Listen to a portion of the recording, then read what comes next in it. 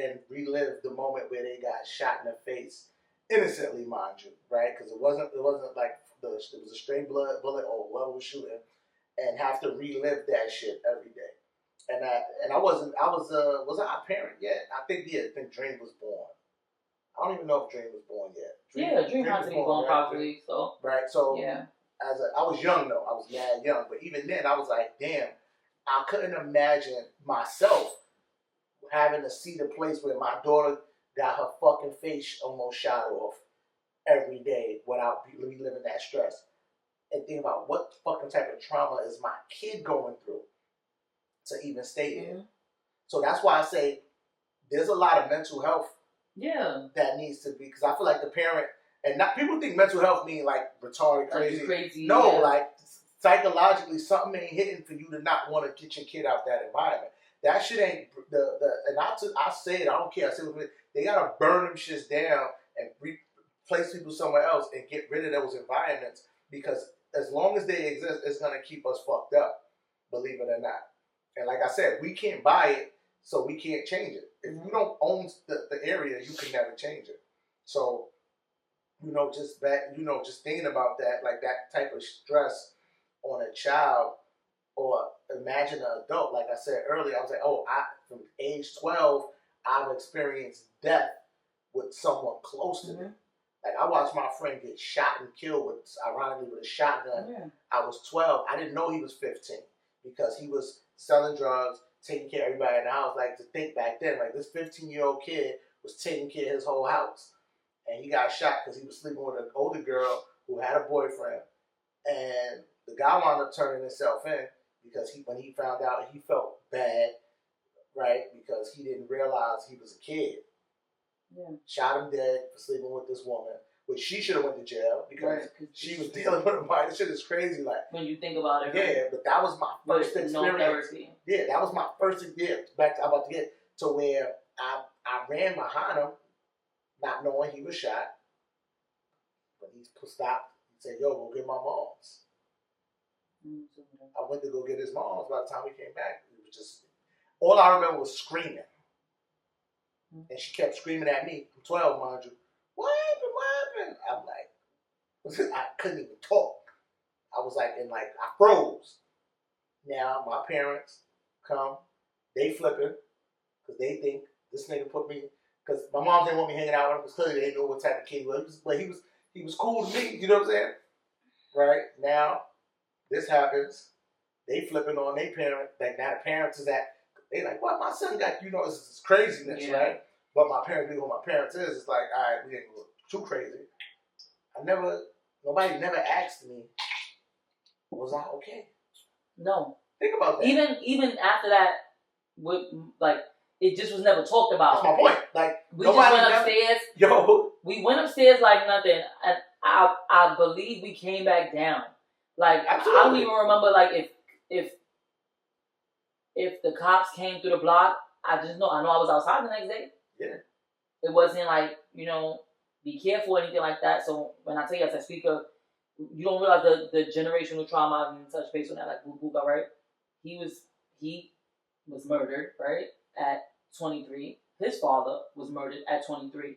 So you have my aunt who lost her significant other, her children's father, and her son the same way, along with his grandmother who lost her son and her grandson the same way, a brother who lost his father and his brother the same way, right? An uncle who lost his brother and his nephew the same way, the aunt who lost her brother and a nephew the same way, in the same area as well, within the same vicinity, and you don't realize. That's when you said that you don't you have to.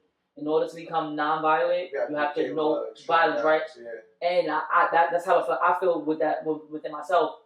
When people send me videos, I'll be like, I can't even watch violence anymore. I don't even want to intake that anymore.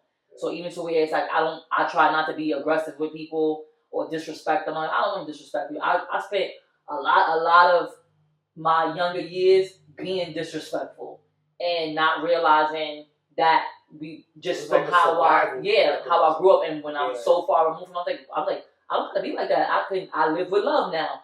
I don't want to see it. I don't want to be that way. I don't want to argue with people and go back and forth with people.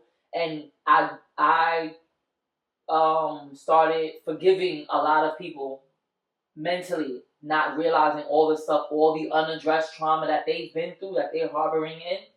But at the same time, I've never had the conversation with them, how we sitting here having this conversation, because me and you talk all the time. We've discussed this many times. And I'm like, they got a lot of shit going on with them. Yeah. That they probably don't even realize subconsciously they're going through that. Yeah. I'm like, people need hugs. Like, a lot of people. I tell you that, you know, I joke, but I tell men need hugs more than women, believe it or not. And like, I always hug my brothers, right? And I don't care if people say, "Hey, yo, pause." I'm gonna get tissue. Let's go. No, I know. I need it now. I didn't need it earlier, but I need it now. But you can talk. I'm listening.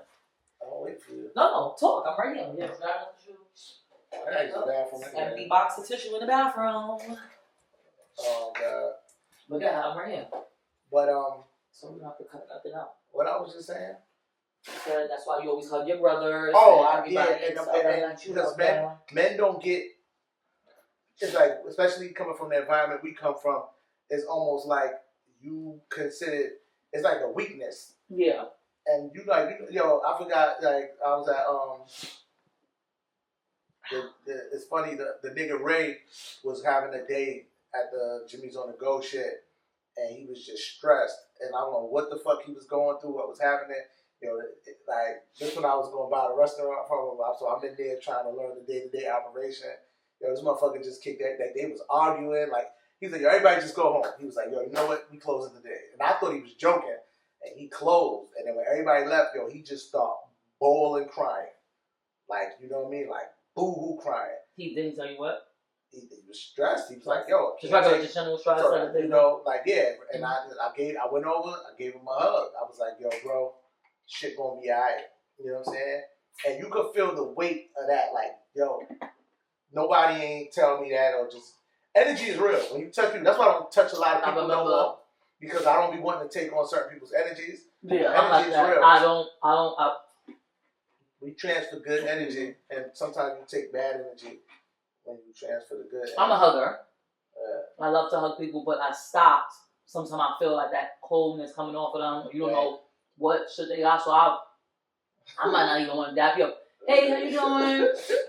Yeah, a little pat on the back, but I remember, I forgot where we was dining at, and the waitress, Cheesecake Factory, she seemed very stressed. This was years ago, and you was like, I don't know what happened. You was like, girl, come here. You look like you need a hug, and then she was like crying. Oh my God, like she was like, I'm just not having a good. I forgot to start venting her whole life story. As per usual, people always vent their life story to us, but. Yeah, I was like, yo, I said, whatever. Oh, that's what I told her. I said, yo, whatever you going through, before I gave her a hug, I remember I was like, yo, whatever. Oh, she was being not rude, but like passive and not doing her job right. Because, I go to fucking Cheesecake for the bread.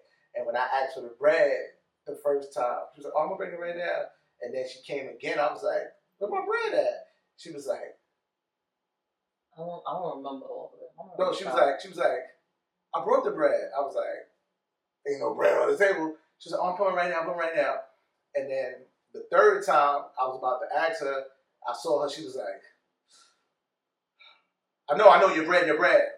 So I was like, whoa, like, what the fuck you mean you know my bread, right? But at the time, me just being where I'm at in life, I was able to assess it, as opposed to being the young June, like, bitch. Right? The younger us would have been like, we would have been on time, and as they say, right? Threw the bread when she brought it. I don't even want this shit now. Yeah, fuck out of here. Yeah, go get your manager, right? I saw that, and I said, yo, come here, man. Give me a hug. Like, I was joking. I was like, come here. And when I hugged her, I felt that shit, the same thing. I felt the weight of the world coming off her shoulders, and I told her, whatever you're going through is going to be all right. I was like, it could have been money, whatever it is. And I think being homeless was the best and the worst thing. Humbling? No, fuck humbling. I don't think nobody needs to be. There's nothing humbling about being homeless. That's the most uncomfortable shit. That and selling crack is the most uncomfortable shit you could ever do in life. Right? To me, from my experience, right?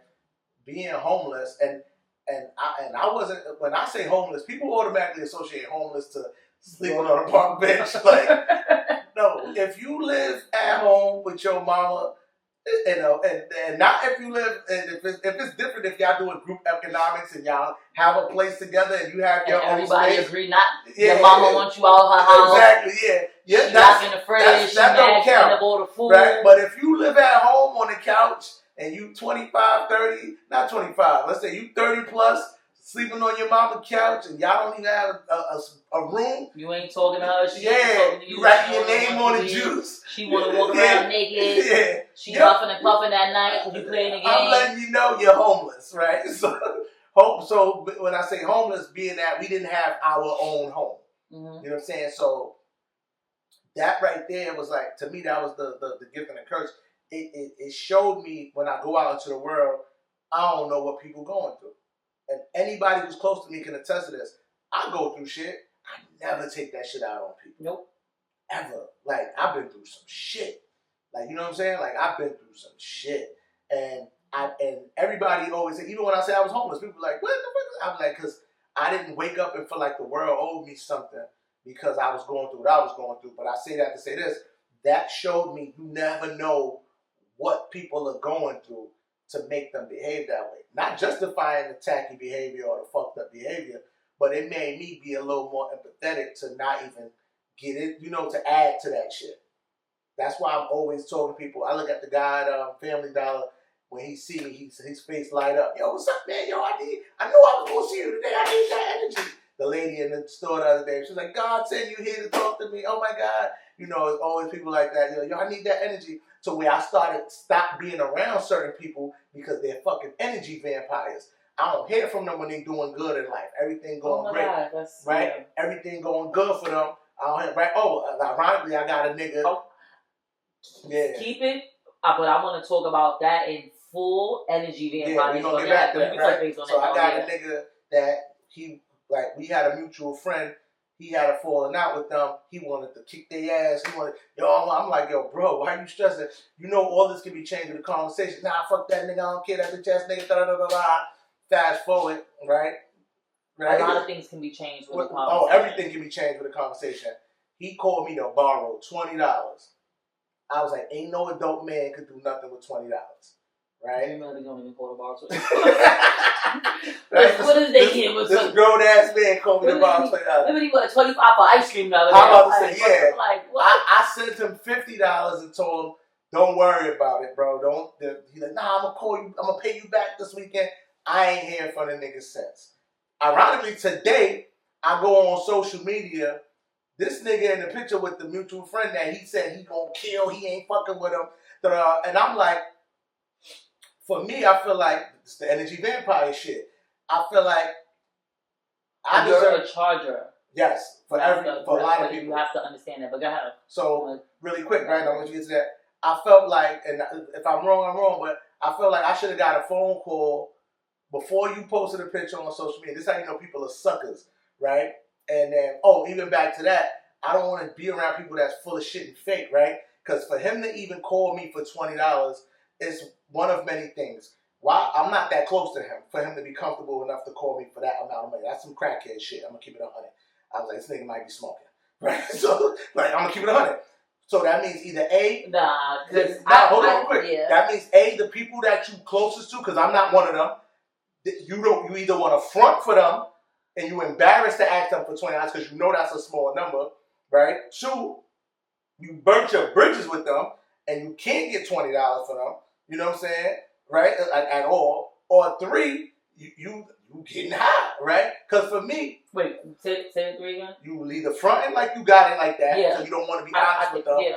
Or, you know what I'm saying? Or you exuded all your options. You borrow from all the people. You can't borrow from nobody close to you no more, right?